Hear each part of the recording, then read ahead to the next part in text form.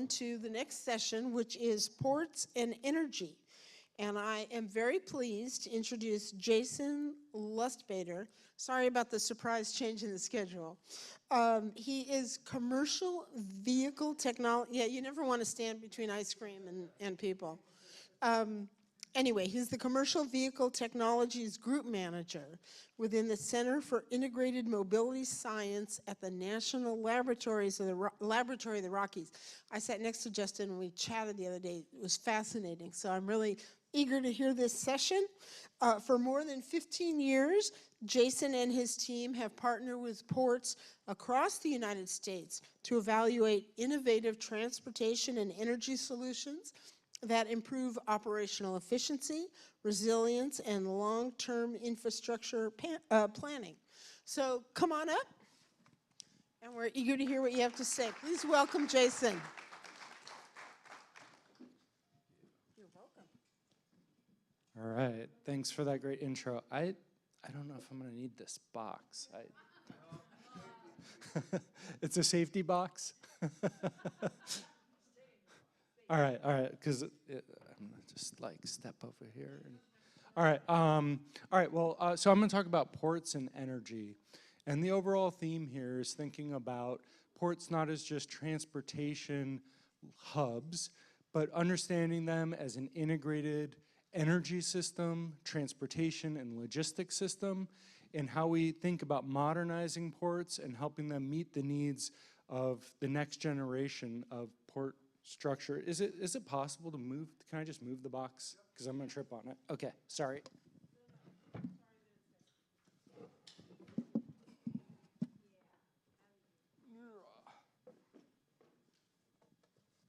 Okay. All right, because I was going to trip. All right, how do I advance the slides? Is there a, there's no clicker up here? Ah, okay. All right, here we go. Sorry for the bumpy start here. But yeah, so thinking about ports as an integrated energy, transportation, and logistics system so we can meet our next generation demands on our ports. First, I'm going to introduce just a little bit about the National Laboratory of the Rockies. You might know this as the National Renewable Energy Laboratory. We changed our name about 8 months ago and expanded our scope as well. But we are the nation's premier energy systems integration laboratory. We have about 3,400 employees. We're spread across a couple campuses. And we believe in partnerships. In the last session, I heard partnership. And yesterday, we heard a lot about partnerships create solutions. As a national research lab, we don't produce anything and we don't sell anything. So the way that we have an impact is that we help understand new technologies and concepts and then help industry adopt those concepts so that we can grow our US economy and our energy sustainability and resiliency. So we currently have about 1,100 active partnerships spanning commercial, industrial, public agencies, nonprofits, and national security and defense. And we focus on developing and scaling energy technologies that lower costs, drive economic growth, and deliver abundant, reliable energy. As a lab, we work on the production of energy, the efficient distribution of energy, and the end uses of energy. And that includes industrial applications, buildings, and then transportation systems, which is where I work. We also have a long history of supporting research and development for ports, islands, and maritime communities. Over the past 15 years, NLR has supported more than 20 island nations and jurisdictions. Actually, it's closer to 15, maybe 15 US seaports and more than 15 major airports in the United States. And we really believe in an integrated systems approach to modernizing our critical infrastructure. And so that includes modernizing ports for faster, more efficient operations, improving grid infrastructure, security and stability, and enabling on-site energy generation, inverter-based resources, so solar, wind, and other types of local power production, and greater load flexibility. We have a large set of capabilities to help us achieve these. These include security, so cyber physical security research, planning, modeling, grid readiness, interconnections and technical standards, energy storage. We work in alternative fuels, and we have institutional capacity and procurement advising. And then we also have stakeholder education is really important, and local expertise, which I just want to acknowledge that we have an NLR researcher here on Guam, which was pretty exciting for me to learn about. So Allison's over here. So say hi to Allison if you hadn't had a chance to talk to her yet.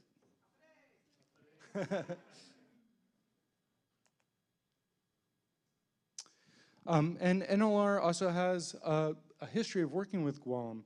So this is a Department of War study that was funded by the Navy, looking at post-typhoon assessment of utility-scale distributed PV systems, looking at survivability and resilience. And so our support areas included distributed power systems analysis, building energy efficiency and project implementation support, and emerging technology testing and demonstration. Now, our philosophy here on the mitigation strategies for Pacific Islands really falls into a couple bullets: strengthening and diversifying the installation of community infrastructure, such as on-base generation, storage, and on-island liquid fuel storage and supply sources, improved overall grid infrastructure and stability to handle integration of these inverter-based loads and resources and manage load flexibility. And then utilizing shared investment structures for both military and civilian infrastructure, including financing pathways. And then understanding the energy, water, and food nexus for local installation and community, really understanding that needs of the island communities for both the energy as well as the food and water aspects of security and sustainability. But these ideas scale, I think, beyond island considerations. And we can start thinking about these same considerations for ports. And I believe that ports are really at an inflection point. And this seems very consistent with what we've been hearing over the last couple days. Looking at the increasing demands, where in the US, we expect freight to more than double by 2050. And so we need to meet the freight, passenger, energy, and security demands, which are really pushing ports to move goods faster while protecting our global supply chains. Aging infrastructure and limited redundancy are increasing exposure to disruption, which we got a chance to see some of that firsthand today on the boat ride. And then new technologies are changing how ports plan, operate, and invest. They offer potential efficiencies, but they also introduce a lot of uncertainty and risk. And so a big role as a national laboratory is help de-risk those technologies and help them be effectively adopted by the marketplace so that we can continue to push our competitiveness in this space as well as improve our energy efficiency and security. The bottom line here is ports must prepare for both growth and disruptive events, and ports that are able to invest today are going to be more competitive in the future as they invest in their energy, their transportation infrastructure, and their logistics, seeking to modernize those systems so that we can continually improve our efficiency and productiveness. I spoke a little bit earlier about our philosophy on I'm going to try not to trip here, on the systems approach to modernizing ports. So investments in resilient, efficient ports strengthen supply chains, economic competitive, and our national security. Increasingly, ports and airports are becoming integrated logistics systems and energy hubs. And so we've been thinking a lot about how can we think about a port as an energy hub and not just a logistics system, and requiring the coordinated planning across various transportation modes. And this critical infrastructure really underpins our economic growth, resilient supply chains, and global competitiveness. And the next generation of ports will not only be shaped by increasing supply chain demands, but advances in our energy and fuel systems, digital technologies, automation, and integrated freight operations. There are a number of common infrastructure challenges for ports. And when I say ports, I mean both seaports and airports. And so this slide here is intended to illustrate that. We really need to think about the energy and water infrastructure for these ports, whether they be seaports or airports, the transportation demands and logistics, And then the information, operational, and communications technologies are becoming increasingly important for effective port modernization and resilience. The way we pull these different pieces together includes analysis and modeling of energy, security, and resilient pathways for air and seaport operations. What we see in this top piece is more focused on the air, but it applies as well to seaports, where we can look at models to understand the operations, in this case, flight paths. We can understand the support equipment, whether that's ground support equipment or it's cargo handling equipment. And then we can then model the impacts that we'll have on our fuel systems and our grid systems so that we can look at how to effectively design those. So for aviation, this looks like flight analysis, advanced fuel modeling, analysis of support equipment to evaluate pathways for different alternative fuels and operating scenarios. And for seaports, it's developing resilient energy systems and fuels to meet our port equipment, transportation energy demands, and infrastructure needs. And the underlying piece of all of this is also the cyber physical security that's going to be required for these systems to work effectively today and into the future. I just want to note that we have worked with a lot of ports and quite a few ports as part of this association, which was really exciting to see. We've been working with ports for over 15 years on some of these topics, ranging from early electrification projects now to looking towards resilience and microgrids and how do we plan for the future power infrastructure that's going to be needed for ports to modernize. Okay, so first I want to talk about modernizing port operations. Effective infrastructure investments are going to require understanding both today's operations and tomorrow's energy needs.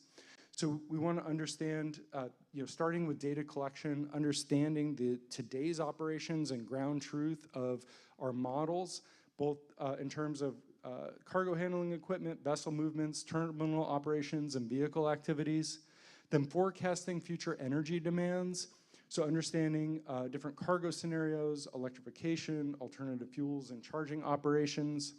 Evaluating technology options such as the shore power, charging, the grid updates, and storage and fuel options, whether they be advanced biofuels or hydrogen or other technologies. And then reducing risk, and that's where I think national labs can really come in, helping de-risk new technologies, new operational structures, and helping to look towards the future and help plan effectively towards that. So now I'm going to walk you through some examples of that and how we're applying these concepts to help our port partners and to move the state of technology forward. First, I want to talk about data. This is an example of how we're looking at vessel data in the Puget Sound area. So we're using, in this case, the Maritime Safety and Security Information System. For this analysis, we used about 51 million entries and 11,000 unique MIMS numbers. We combined these vessel movements with fuel consumption models so that we could characterize the regional activity and fuel burn in that sound and help the port understand, well, I'll show you on the next slide, a couple different aspects of their operations. And then we applied geospatial analysis to identify activity by type, frequency, and duration with geographically distinct regions in the Puget Sound. Looking at the South Sound in Tacoma, the Central Sound, North Sound, and then the corridor. And we also developed a tool here. It's a dynamic web-based tool that our partners can use to explore the data set as well. Forgot to point it out, but we looked at a variety of different vessel activities and activity types. What I'm showing you here is a heat map of tugboat operations. We collected this from the broader data set, and we're also deploying data loggers right now to get higher frequency data to further look at this and also look at the electrification opportunities. On the left, we're looking at the GPS density of activity of the tugs. We can use this to identify the vessel traffic patterns and to understand where port activity is concentrated. We can look at the dwell hotspots, how long the vessels are stationary, and where those hotspots are occurring so we can understand the idle locations and the supporting infrastructure planning while we're seeking to minimize disruptions to the operations. And then on the right, you can see the fuel-weighted dwell hotspots. So we're taking the fuel prediction weighted by the dwell to really understand where the energy intensity is and where the emissions intensity would be the highest due to idle operations.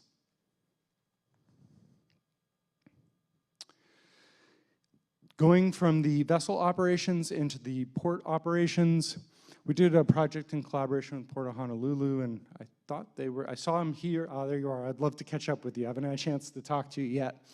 But what we did is we took some data from the Port of Honolulu, and then we also combined that with data that we had collected on a variety of US ports.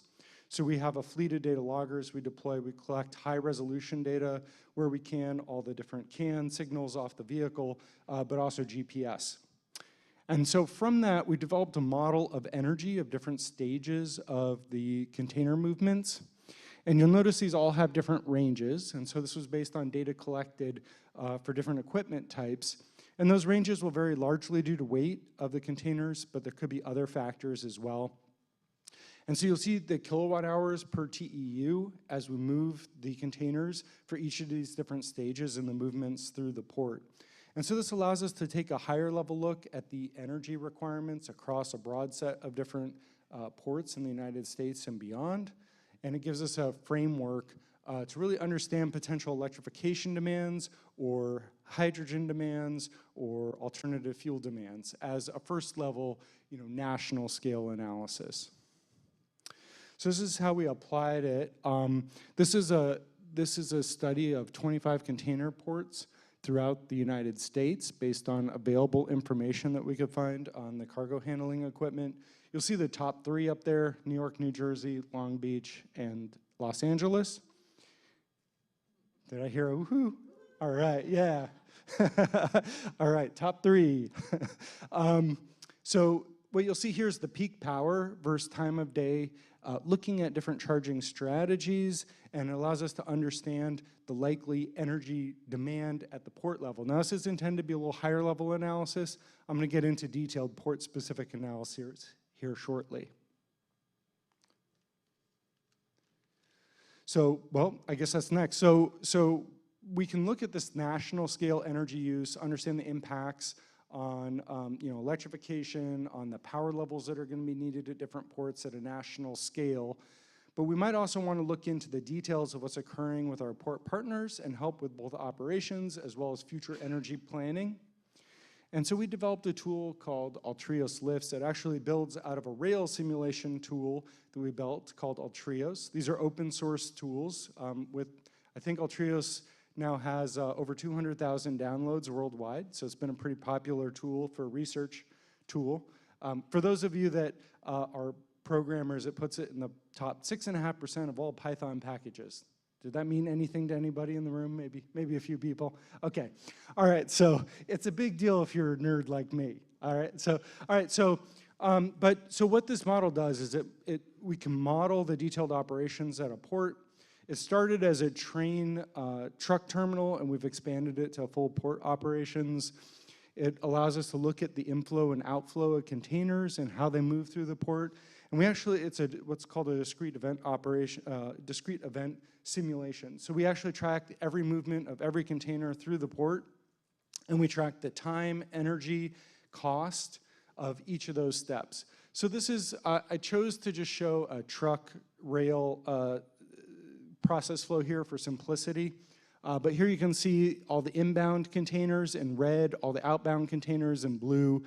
And each one of these boxes represents a process step. It could be an inspection, it could be a container move, and each one of those boxes could have much more detailed models below it, or it could be a simple number. It takes 10 minutes to do this inspection.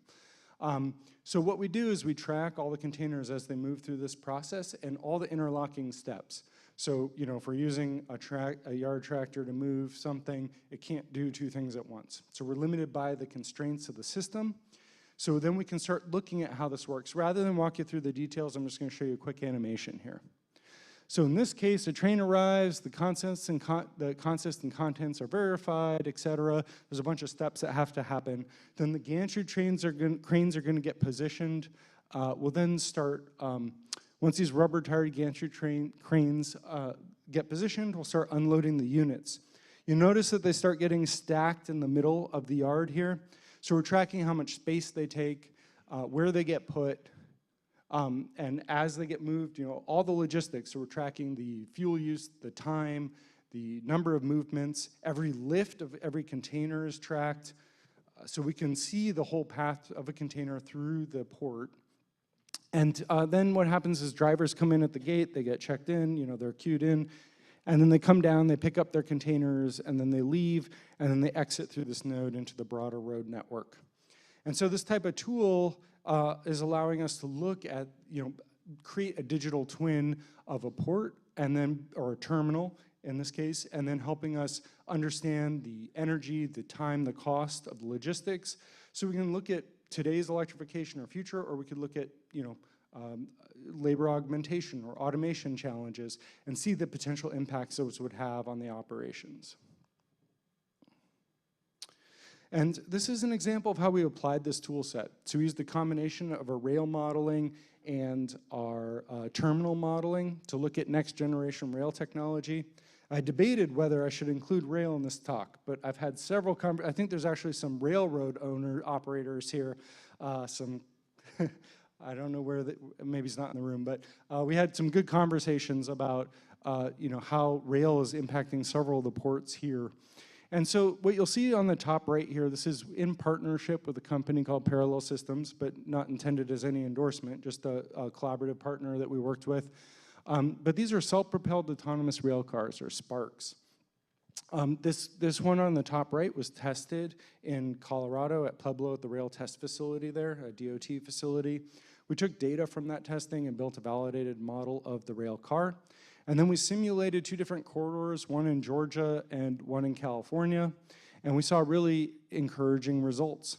So we modeled all the containers moving through that network.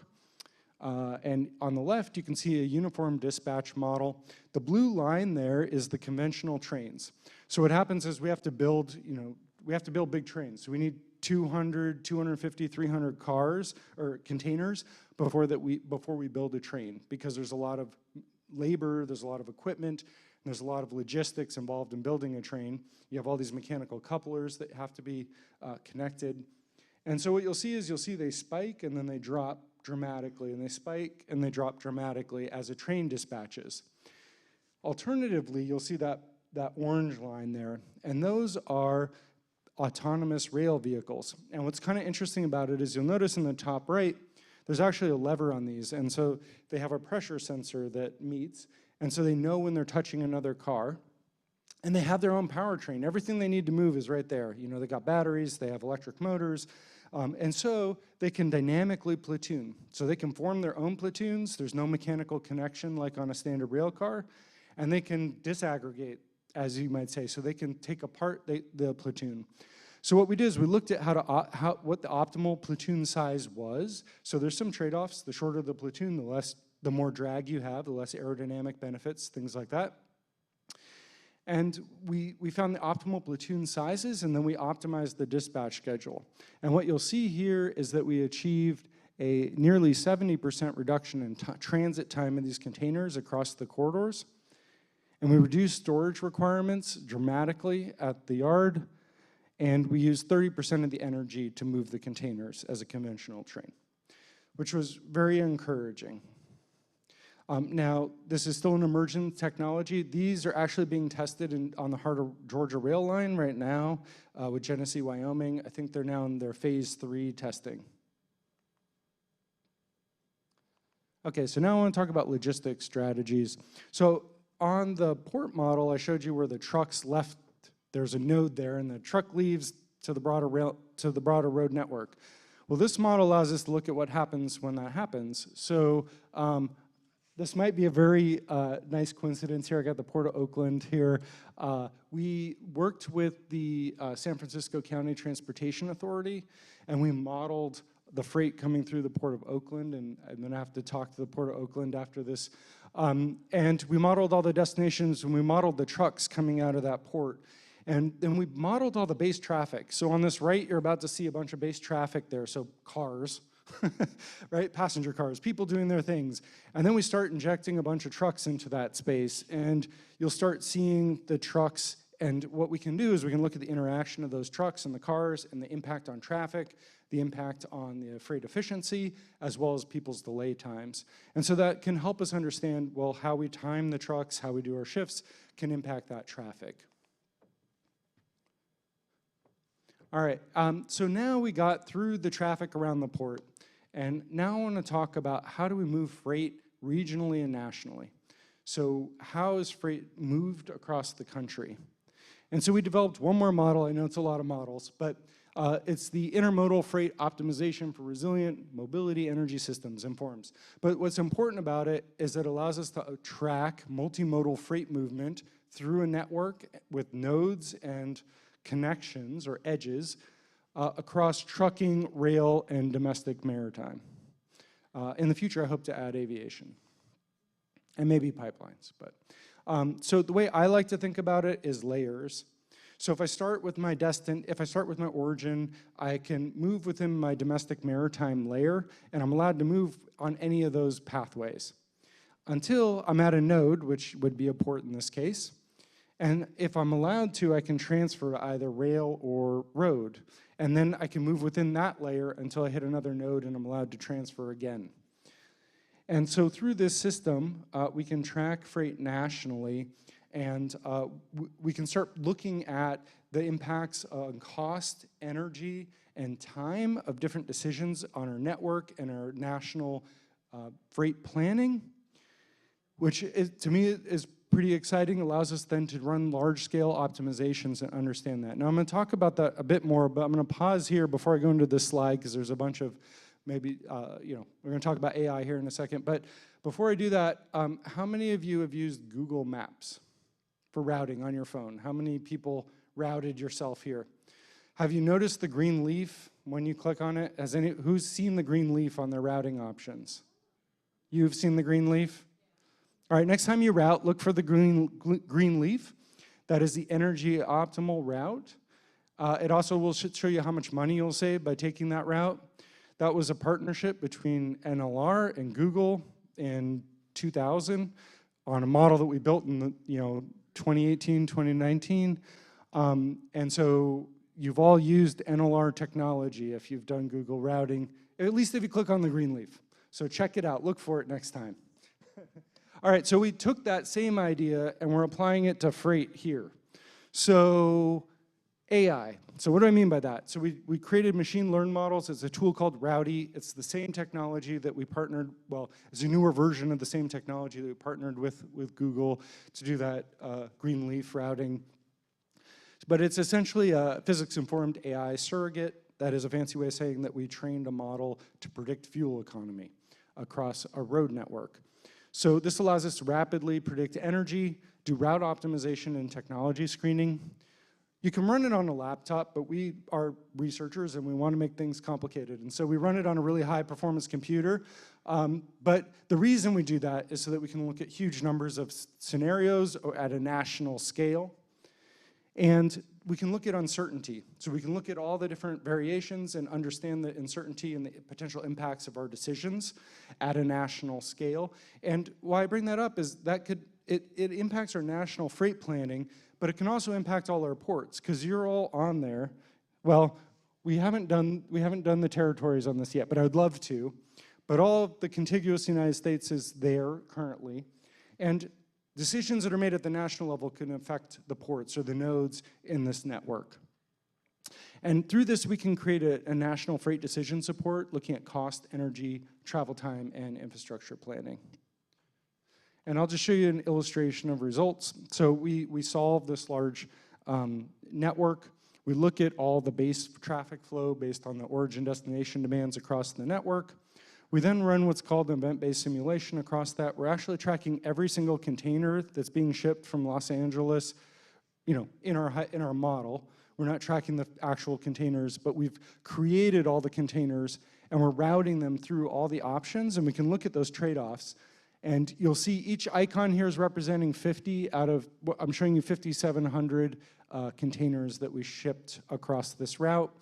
And we're tracking all the energy, the time, every stop of those containers. And so this gives us the opportunity to look at different hypothetical situations and understand the impacts on our ports and on our terminals and our decisions about how we adopt technology at both the local and national level. All right, how am I doing on time? Are we doing okay? I have what? 10 minutes? Okay, all right, cool. Because we started off time, I didn't check. All right, so now, now that we've looked at how we move freight nationally, I think it's important to think about the resilience of that system. So one of the things that we can do with that simulation is we can take out pathways. If hypothetically, I don't know, a ship hit a bridge in Baltimore, that might take down the shipping lane, and it might also take down, the road. And so we can remove a shipping path, and we can, for say 3 months, and we can remove a bridge for a year, and we can look at the impacts that might have on our freight. And that sense of resiliency, I think, is really important to think about at the national scale, as well as the regional scale around our ports, because our ports are really the heartbeat of our economy and our modern society, right? Like we all depend on things every day that come through that system, and so it's important that we make it resilient. The other way we're thinking about is the infrastructure required for that system. I won't spend a ton on this because I heard a lot about this already here, but I think it's really important to understand the different electrical loads and how they contribute to the site planning and the resiliency of that site. They all have different characteristics, right? So if I plug in some equipment, that might be, the timing of that might be coincident with shifts. But if I have a direct connected crane, that'll occur when the work's happening. Shore power could be happening at any point. And then we've also been looking at wireless charging, which would now allow a lot of short opportunity charging that would look very different than our other types of charging equipment. And this is just a series of different studies that we've done on this topic. But I think what I want to focus on more is that it's important to understand those characteristics, to predict what those loads might look like in time, so that we can effectively design the power infrastructure at our sites today and into the future. I heard quite a bit about microgrids already, but I think it's a really interesting, it might not be the right fit everywhere, but it gives us another tool that allows us to really change the power infrastructure and thinking about our sites as energy nodes, right? So distributed resources alone do not guarantee resilience, but when integrated through well-designed microgrid, they become capable of sustaining critical operations during grid outages, which I think is a really exciting ability that we're excited to work on and work with our partners to figure out. There's a lot of benefits here. They're resilient, efficient energy use, critical load optimization, cyber physical security, utility savings. The negatives, high CapEx. There's a big investment required here, and you add a lot of complexity in infrastructure and complexity in controls. Oh, how did I go the wrong way? The other thing I want to touch on quickly is biofuels or energy resources. This is another tool. I encourage you to check it out. It's called Apex. It's a free GIS tool where you can look at the energy resources available near you. So this could be alternative energy resources, levelized cost of electricity, infrastructure, and other EIA and EPA data. And we're also adding in a biofuels module right now, which will enable evaluation of biomass-derived fuel pathways for maritime sector. So we really wanted to understand where those pathways were available and where biofuels could be more easily integrated into the maritime sector. And so this tool will allow you to explore the availability and cost, port bunkering volumes, existing infrastructure and pipelines, with the idea of providing decision support capabilities to conduct location-specific scenario analyses to estimate biomass availability and the corresponding marine biofuel production. Oops. All right, I probably need to go a little faster here. The other thing I want to talk about is just resilience, right? I think I kind of touched on it a little bit with the microgrid. But what do I mean by resilience? Well, this is the ability to anticipate, prepare, and adapt to changing conditions, to withstand and recover rapidly. And so visually, to me, what it is we start normal operations, we have some disruptive event, we're less affected by that disruptive event, and then we recover faster from that disruptive event. And our philosophy on that is an iterative cycle where we assess the baseline, identify and score hazards and vulnerabilities, analyze risks, identify mitigation strategies, develop action plans, and implement solutions, and then circle back, because you're going to learn things, and this becomes an iterative cycle to achieve resiliency. And this is just an example project where we're applying it that was local. I thought it would be interesting, working on the Saipan Airport Energy Resilience and Security Support. We worked on identifying energy efficient and power options to reduce utility costs and presented findings to Commonwealth Port Authority. On cybersecurity, we looked at, we did a presentation on that with CPA and discussions of findings, and then we did a glare glint analysis on the solar to make sure that the sighting analysis would avoid glare effects for pilot and tower visibility. And then we're working on, and then we're applying these, looking at system sizing of the Saipan Airport PV plus storage. So I'm going to build on that now. We're going to kind of shift. I know we're talking about seaports mostly, but I want to talk about airports for those of you that are interested. But I also note that these concepts all apply to seaports. The constraints are different. The process would look pretty similar. So in this case, we're looking at ground support equipment, and we're looking at the operational data, understanding the impacts of operations, the charging loads and demands. We're able to do this for a large number of airports throughout the United States. What we found is that the large hub airports with the highest arrivals show the highest peak demand. Medium hub, small hub, and non-hub airports have progressively lower demands. And the charging strategy strongly affects the peak.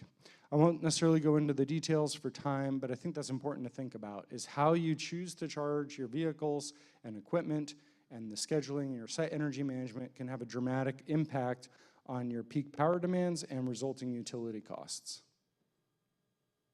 This is an example of what those peak power look like under different conditions, looking from large hubs to small hubs to non-hubs. We're looking at what we call delayed, immediate, and overnight charging.